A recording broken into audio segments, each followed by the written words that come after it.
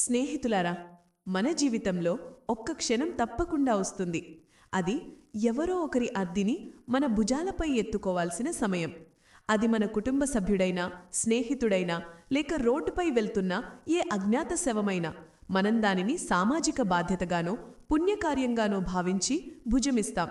రామ్ నామ్ సత్యహే అంటూ శ్మశానం వరకు వెళ్తాం. తర్వాత చేతులు కాళ్ళు కడుక్కుని మన రోజువారీ పనుల్లో పడిపోతాం. మనకనిపిస్తుంది పని పూర్తయిందని. కానీ నిజంగా పూర్తయిందా, లేక నిజమైన కథ ఇప్పుడే మొదలైందా? మీరెప్పుడైనా ఆలోచించారా? ఆ నిర్జీవ శరీరానికి భుజమిస్తున్నప్పుడు మీతో నిజంగా ఏమి జరుగుతోంది? ఆ సమయంలో మీకు ఆ మృత శరీరానికి మధ్య ఏ అదృశ్య ఒప్పందం జరుగుతోన్నో గరుడ పురాణం చెబుతోంది. అర్తిని భుజమివ్వడం సాధారణ పని కాదు. అది అగ్నితో ఆడుకోవడం లాంటిది. మీరు ఏ శవాన్ని మీ భుజాలపై ఎత్తినప్పుడు మీరు కేవలం భారీ చెక్క ముక్కలు, మాంసపు పోగు మాత్రమే ఎత్తుతున్నారని కాదు.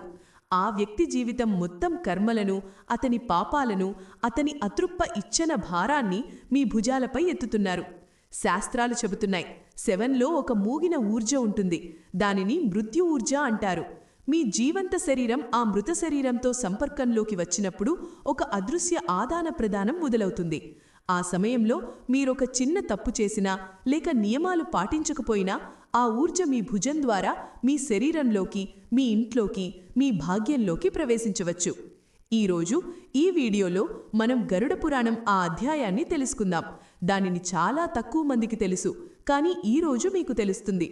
అర్ధిని భుజమిచ్చిన వారికి అశ్వమేధ యాగ ఫలం ఎందుకు లభిస్తుంది? అలాగే ఆ భయంకరమైన తప్పేమిటి?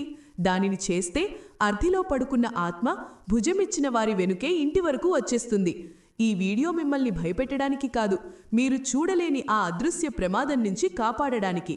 అయితే రండి, మృత్యు ఈ రహస్యమయమైన ప్రయాణంలో నడుస్తాం. ఆ అంతిమయాత్ర సమయంలో అదృశ్య లోకంలో ఏ ఆట జరుగుతోందో తెలుసుకుందాం. ముందుగా మనం ఇది అర్థం చేసుకుందాం.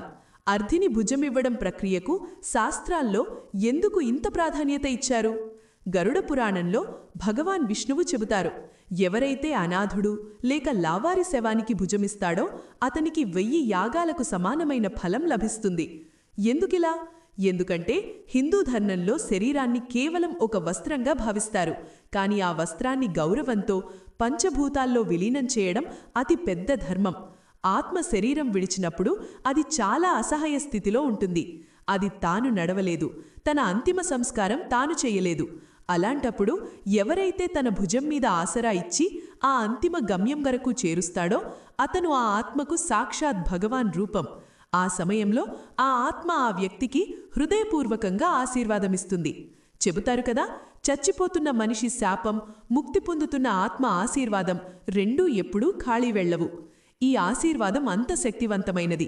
అది మీ అనేక జన్మల పాపాలను కాల్చి బూడిద చేయగలదు. కానీ దీని వెనుక ఒక చాలా పెద్ద రిస్క్ కూడా దాగి ఉంది. సైన్స్ చెబుతోంది, ఊర్జ ఎప్పుడూ హై లెవెల్ నుంచి లో లెవెల్ వైపు ప్రవహిస్తుంది. జీవంత వ్యక్తికి ప్రాణ ఊర్జ ఉంటుంది, శవానికి మృత్యు నెగటివ్ ఊర్జ ఉంటుంది. మీరు భుజమిస్తున్నప్పుడు మీ ఆభామండలం అంటే మీ ఔరా ఆ శవ ఔరాతో రాపిడిగా తింటుంది. మరణించిన వ్యక్తి చాలా పాపిష్ఠుడైతే, లేక అతనికి అకాల మరణం జరిగితే, లేక అతను చాలా కోపం, అసంతృప్తిలో చనిపోయాడంటే అతని ఆ నెగటివ్ తరంగాలు మీ శరీరంలోకి ప్రవేశించే ప్రయత్నం చేస్తాయి. ఇది ఒక రకమైన ఆధ్యాత్మిక ఇన్ఫెక్షన్. మీరు తరచుగా చూసి ఉంటారు, శ్మశానం నుంచి రాగానే చాలామందికి అకస్మాత్తుగా తీవ్రమైన జ్వరం వస్తుంది, లేక వాళ్ళు చాలా అలసట అనుభవిస్తారు. వాళ్ల శరీరం పగిలిపోయినట్టు అనిపిస్తుంది. మనసులో వింతైన ఆందోళన కలుగుతుంది. ఇది సాధారణ అలసటి కాదు, ఇది ఆ నెగటివ్ ఊర్జ ప్రభావం. అది మీ ప్రాణశక్తిని పీల్చేసింది. శాస్త్రాల్లో భుజమివ్వడానికి చాలా కఠిన నియమాలు చెప్పారు. వాటిని పాటించడం తప్పనిసరి. మొదటి నియమం ఏంటంటే, భుజం ఎప్పుడూ విషమ సంఖ్యలో అడుగులు నడిచి మార్చాలి. అంటే మీరు 10 అడుగులు లేక 20 అడుగులు కాదు, విషమ సంఖ్యలో అడుగులు నడిచి మరొకరికి అవకాశం ఇవ్వాలి. అలాగే అతి ముఖ్యమైన విషయం, మీరు భుజమిస్తున్నప్పుడు మీ మనసులో ఏ లౌకిక ఆలోచనలు ఉండకూడదు. భుజమిస్తున్నప్పుడు మీరు మీ వ్యాపారం గురించి ఆలోచిస్తున్నారనో, లేక ఎవరితోనైనా ఫోన్లో మాట్లాడుతున్నారనో, లేక నవ్వులు జోకులు చేస్తున్నారనో అంటే మీరు చాలా పెద్ద ముప్పును ఆహ్వానిస్తున్నారు. ఎందుకంటే ఆ సమయంలో ఆ ఆత్మ అంతా చూస్తూ ఉంటుంది, అంతా వింటూ ఉంటుంది. దానికనిపిస్తుంది ఈ వ్యక్తి నా దుఃఖంలో భాగస్వామి కావడం లేదు, బదులు నన్ను అవమానిస్తున్నాడు. అలాంటప్పుడు దాని ఆశీర్వాదం శాపంగా మారవచ్చు. గరుడ పురాణంలో ఒక కథ ప్రకారం ఒక వ్యక్తి జోకులు చేస్తూ ఒక శవానికి భుజమిచ్చాడు. శ్మశానం నుంచి తిరిగి వచ్చిన తర్వాత అతనికి రాత్రంతా అనిపిస్తూ ఉండేది ఏదో భారీ బరువు ఇంకా అతని భుజం మీదే ఉందని. ఆ బరువు రోజురోజుకు పెరిగిపోయింది. డాక్టర్లు ఏ వ్యాధి పట్టలేదు. చివరికి ఆ వ్యక్తి పిచ్చివాడైపోయాడు. అందుకే అర్ధిని భుజమివ్వడం ఒక తపస్సు. దానిని ఆటగా భావించే తప్పు ఎప్పుడూ చేయకండి. ఇప్పుడు ఆ రహస్యం గురించి మాట్లాడదాం. దాన్ని విని మీరు ఆశ్చర్యపోతారు. గరుడ పురాణం చెబుతోంది, మనం అర్ధి తీసుకువెళ్తున్నప్పుడు ప్రతి అడుగుతో మన పాపాలు నాశనమవుతాయి. చెప్పబడింది, పదే పదే అశ్వమేధస్య ఫలం, అంటే ప్రతి అడుగుకు ఒక అశ్వమేధ యాగ ఫలం. ప్రాచీన కాలంలో రాజులు, మహారాజులు వాళ్ల పాపాలు కడిగేసుకోవడానికి, స్వర్గం పొందడానికి కోట్ల రూపాయలు ఖర్చు పెట్టి అశ్వమేధ యాగాలు చేసేవారు. కానీ కలియుగంలో భగవాన్ మనకు ఈ అవకాశాన్ని చాలా సులభంగా ఇచ్చారు. మీరు ఎవరి అంతిమయాత్రలో నిస్వార్థ భావంతో పాల్గొని దానిని మీ భుజాలపై ఎత్తినప్పుడు ఆ బరువు కింద మీ పాత పాపాలు అడిగి నలిగిపోతాయి. ఇది ఒక రకమైన ప్రాయశ్చిత్తం. ఇది ప్రకృతి నియమం. మీరు ఎవరి భారం ఎత్తినప్పుడు భగవాన్ మీ భారాన్ని తేలిక చేస్తారు. కానీ ఈ బలం కేవలం మీ మనసులో ఏ స్వార్థం లేనప్పుడే లభిస్తుంది. మీరు కేవలం డిస్ప్లే కోసం, లేక సమాజ భయం వల్ల, లేక ఫోటోలు తీసుకోవడానికి భుజమిస్తున్నారంటే మీరు పుణ్యం కాదు, పాపం లభిస్తుంది. గరుడ పురాణం ప్రకారం భుజమిస్తున్న సమయంలో వ్యక్తి మౌనంగా ఉండాలి, లేక కేవలం భగవన్ నామం స్మరించాలి. రామ్ నామ్ సత్యహై అనడం అత్యంత ఉత్తమం. ఈ మంత్రం కేవలం ఇతరులకు వినిపించడానికి కాదు, ఆ ఆత్మకు తనకు తాను ఈ శరీరం అబద్ధం, పరమాత్మనే సత్యం అని గుర్తు చేయడానికి. ఈ ధ్వని ఆ నెగిటివ్ ఊర్జకు వ్యతిరేకంగా ఒక కవచం పనిచేస్తుంది. అర్ధితో వెళ్తున్నవారు బీడీ, సిగరెట్లు తాగడం లేక పాన్ నమలడం చేస్తే వాళ్లు మహాపాపానికి భాగస్వాములవుతారు. అలాంటి వారితో యమరాజు చాలా కఠినంగా వ్యవహరిస్తాడు. శ్మశాన యాత్ర ఒక పవిత్ర యాత్ర. ఇది పిక్నిక్ కాదు. ఈ సమయంలో చేసిన ఏ అధర్మం కూడా నేరుగా మీ భాగ్యంపై దెబ్బతీస్తుంది. ఇంకో చాలా పెద్ద రహస్యం దిశకు సంబంధించింది. మీరెప్పుడైనా గమనించారా? అర్ధి తీసుకువెళ్తున్నప్పుడు శవం తల ఏ వైపు ఉంటుంది? సాధారణంగా శవం తల ముందు వైపు ఉంచుతారు. కానీ శ్మశాన ద్వారం చేరుకున్నప్పుడు దాన్ని తిప్పేసి కాళ్లు ముందు చేస్తారు. ఎందుకిలా? దీని వెనుక కూడా ఒక లోతైన ఆధ్యాత్మిక సైన్స్ ఉంది. ఇంటి నుంచి శ్మశానం వరకు శరీరం వెళ్తున్నంతకాలం దానికి బహుశా నేను తిరిగొచ్చేస్తాను అనే భ్రమ ఉంటుంది. దాని మోహం ఇంటివైపు ఉంటుంది. అది దాని ఇల్లు, దాని వీధులను చివరిసారి చూస్తూ ఉంటుంది. కానీ శ్మశానంలోకి తీసుకువెళ్తున్నప్పుడు కాళ్లు ముందు చేస్తారు. అంటే ఇక నీ యాత్ర ముగిసింది, ఇక ముందుకు వెళ్ళు, వెనుక్కు తిరిగి చూడకు. ఆ సమయంలో భుజమిస్తున్న వ్యక్తి ఆ ఆత్మకు ఈ సందేశమిస్తున్నట్టు, హే జీవాత్మ, నీకు ఈ లోకంతో సంబంధం తెగిపోయింది, ఇక నువ్వు పరలోకం వైపు ప్రయాణమవ్వు. ఇది ఒక రకమైన మార్గదర్శనం. ఈ దిశ మార్పు చేయకపోతే ఆత్మ శ్మశానంలోకి ప్రవేశించడానికి భయపడుతుంది. భుజమిచ్చిన వారితోనే తిరిగి వచ్చే ప్రయత్నం చేస్తుంది. ఇప్పుడు ఆ ప్రశ్న వస్తుంది, చాలామంది మనసుల్లో ఉంటుంది, తండ్రి లేక అన్నయ్య అర్ధికి భుజమివ్వడం, ఏ అజ్ఞాతుడి అర్ధికి భుజమివ్వడం మధ్య ఏ తేడా ఉందా? గరుడ పురాణం ప్రకారం తండ్రికి భుజమివ్వడం రుణం తీర్చడం, అజ్ఞాతుడి అర్ధికి భుజమివ్వడం పుణ్యం సంపాదించడం. తండ్రి మిమ్మల్ని చిన్నప్పుడు తన భుజాలపై ఎత్తుకున్నాడు, మీకు ప్రపంచం చూపించాడు. మీరు అతని చివరిసారి మీ భుజాలపై ఎత్తినప్పుడు జీవిత చక్రం పూర్తవుతుంది. ఆ సమయంలో మీ మనసులో వచ్చే భావన మిమ్మల్ని మోక్షానికి దగ్గర చేస్తుంది. ఇది పితృరుణం నుంచి విముక్తి పొందే చివరి అవకాశం. కానీ మీరు ఏ అజ్ఞాతుడికో లావారిస్కో భుజమిస్తున్నారంటే అక్కడ ఏ మోహం ఉండదు. అక్కడ కేవలం కరుణ మాత్రమే ఉంటుంది. శాస్త్రాల్లో కరుణకు భక్తి కంటే కూడా ఉన్నత స్థానమిచ్చారు. లావారి శవానికి భుజమిచ్చిన వారి తలపై భగవాన్ శివుడి చెయ్యి ఉందని భావిస్తారు. ఎందుకంటే ఎవరికీ లేనివాడికి శివుడే ఉంటాడు. అలాంటి వ్యక్తికి అకాల మరణం ఎప్పుడూ రాదు. జీవితంలో ఎప్పుడూ పెద్ద సంకష్టం రాదు. కానీ జాగ్రత్త, అర్ధికి భుజమిచ్చిన తర్వాత ఏం చెయ్యాలో తెలుసుకోవడం అతి ముఖ్యం. సాధారణంగా ప్రజలు శ్మశానం నుంచి వచ్చి ఇంటి బయట చేతులు కాళ్ళు కడుక్కొని లోపలికి వెళ్తారు. గరుడ పురాణం చెప్తోంది, ఇది చాలదు.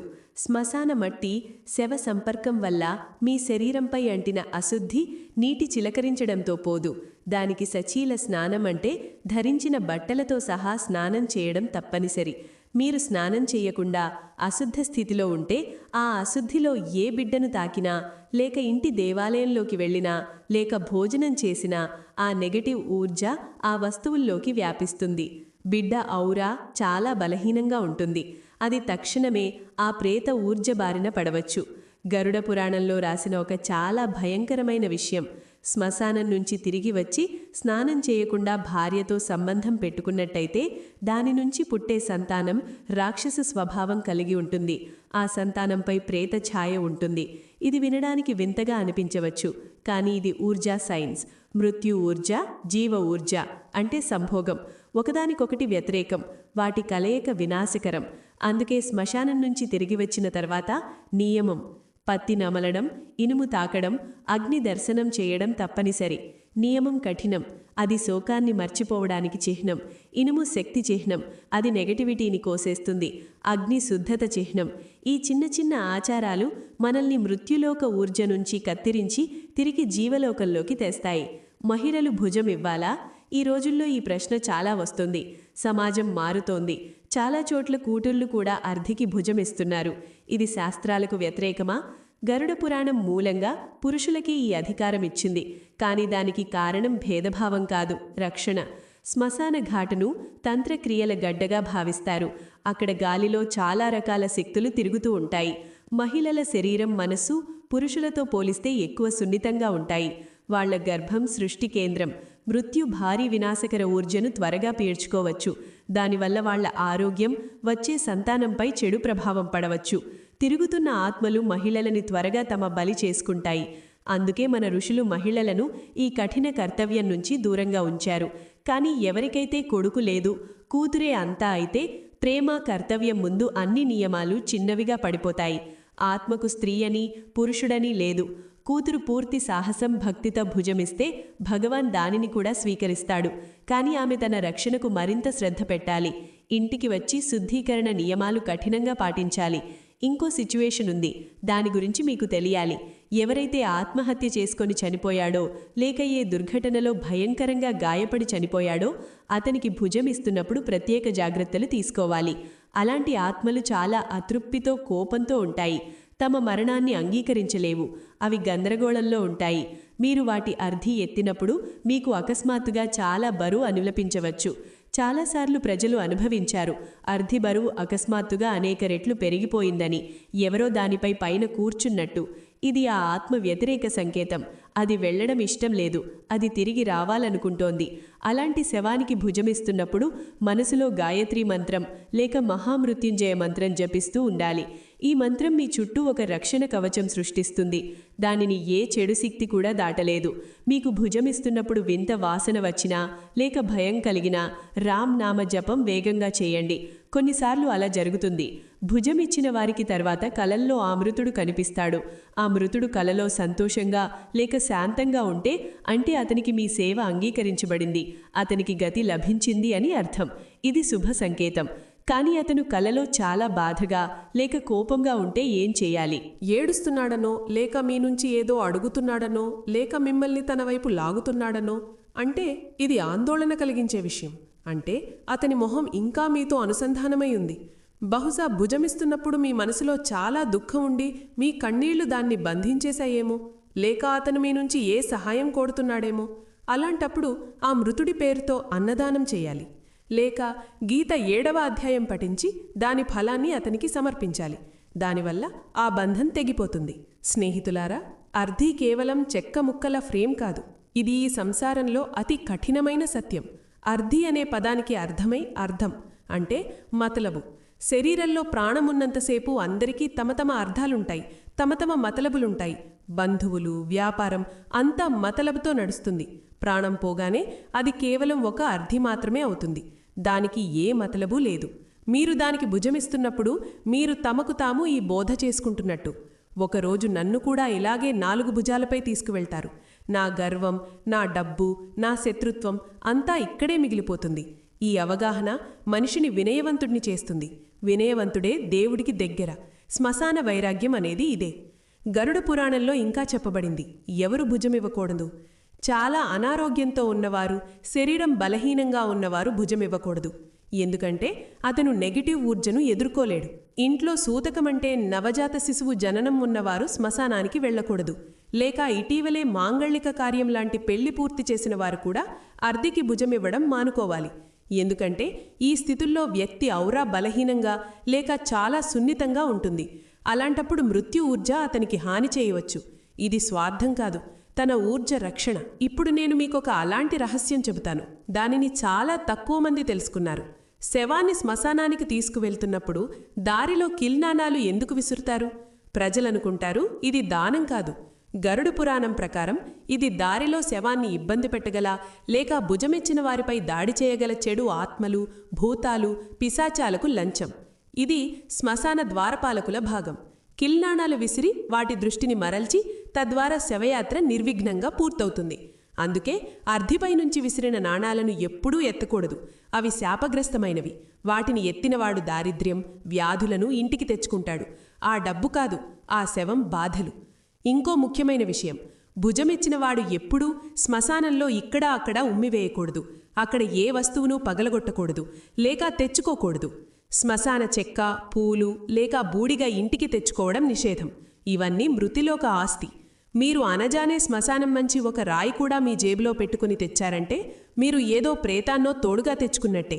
ఇంటికొచ్చాక మీకు బరువు అనిపిస్తుంది, నిద్రపట్టదు, ఇంట్లో కలహాలు మొదలవుతాయి. అందుకే శ్మశానం నుంచి బయటకు వచ్చిన వెంటనే మీ బట్టలు జాడించి, చేతులు జోడించి మనసులో అనుకోండి, ఏవి ఎవరిదో అది అక్కడే ఉండనివ్వండి. నేను ఒంటరిగా వచ్చాను, ఒంటరిగా వెళుతున్నాను. చివరిగా భుజమిచ్చిన వారితో ఏమి జరుగుతుంది అంటే అది పూర్తిగా వాళ్ల భావన మీద ఆధారపడి ఉంటుంది. మీరు భయం, బలవంతంలో భుజమిస్తున్నారంటే మీకు కేవలం అలసట, భయమే లభిస్తాయి. కానీ మీరు సేవ, వైరాగ్య భావంతో ఇస్తున్నారంటే మీకు ఆ శాంతి లభిస్తుంది. అది పెద్ద పెద్ద యోగులకు కూడా దుర్లభం. ఆ 10-15 నిమిషాల ప్రయాణం మీ పూర్తి జీవిత దృక్పథాన్ని మార్చగలదు. ఆ సమయంలో మీరు జీవం, మృత్యువు మధ్య కలుపుగా ఉంటారు. మీరు ఒక ఆత్మని దాని పరమాత్మతో కలిపే మాధ్యమమవుతారు. అందుకే మరుసటిసారి మీకెవరికైనా భుజమివ్వడం అవకాశం వచ్చినప్పుడు వెనక్కడుగు వేయకండి. ఇది భయపడే విషయం కాదు, ఇది సౌభాగ్యం. కానీ అవును, నియమాలు తప్పక పాటించండి. మౌనంగా ఉండండి. ప్రభువు నామం స్మరించండి. తిరిగి వచ్చి స్నానం చేసి తమను తాము శుద్ధి చేసుకోండి. ఎందుకంటే మనం జీవంతులం. మనకి ఇంకా ఈ ప్రపంచంలో బాధ్యతలు నిర్వహించాలి. మృత్యును గౌరవించాలి, కానీ మృత్యును ధరించకూడదు. గరుడ పురాణం ఈ జ్ఞానం మనల్ని అంధవిశ్వాసులను చేయడానికి కాదు, మనల్ని జాగృతం చేయడానికి. ఇది మనకు చెబుతోంది, జీవం, మృత్యు మధ్య చాలా సన్నని గీత ఉంది. ఆ గీతను గౌరవించాలి. మీరు ఈరోజు ఏదైనా కొత్తది నేర్చుకున్నట్టయితే, మీ మనసులో ఏ భయం తొలగినట్టు అనిపించినట్టయితే ఈ వీడియోను మీ స్నేహితులు, కుటుంబ సభ్యులతో షేర్ చేయండి. ఎందుకంటే సరైన సమాచారమే అతిపెద్ద రక్షణ. చాలామంది అనజానంలో తప్పులు చేసి జీవితం మొత్తం ఇబ్బంది పడుతుంటారు. మీ ఒక్క షేర్ వాళ్లను ఆ ముప్పు నుంచి కాపాడవచ్చు. మీ మనసులో కూడా ఏ ప్రశ్న ఉంటే, ఏ భయం మిమ్మల్ని ఇబ్బంది పెడుతుంటే కింద కమెంట్ బాక్స్లో రాయండి. మనం గరుడ పురాణం పుటలు తిరిగేసి మీ ప్రతి ప్రశ్నకు సమాధానం వెదుకుదాం. మీ పితృదేవతల శాంతి కోసం, మీరు ఎప్పుడైనా భుజమిచ్చిన ఆ ఆత్మల కోసం కమెంట్లో ఒకసారి ఓం శాంతి లేక ఓం నమో నారాయణ అని తప్పక రాయండి. మీ ఈ ప్రార్థన వాళ్లకు తప్పక చేరుతుంది. వాళ్ళు ఎక్కడ ఉన్నా మీకు సుఖం, సమృద్ధి, ఆశీర్వాదం ఇస్తారు. జీవం నశ్వరం, కానీ కర్మలు అవరం. మంచి కర్మలు చేస్తూ ఉండండి. ఎందుకంటే చివరికి భుజం అందరికీ మారాలి, కానీ కర్మలు తాము నడిచి తోడుగా వెళతాయి. ఆత్మరహస్యాలతో కలిసి జీవం, మృత్యు, మరిన్ని లోతైన రహస్యాలు తెలుసుకోవడానికి కలిసి ఉండండి. అప్పటి వరకు మీరు, మీ కుటుంబం సురక్షితంగా ఉండాలి. ఓం నమో నారాయణ. జై శ్రీకృష్ణ.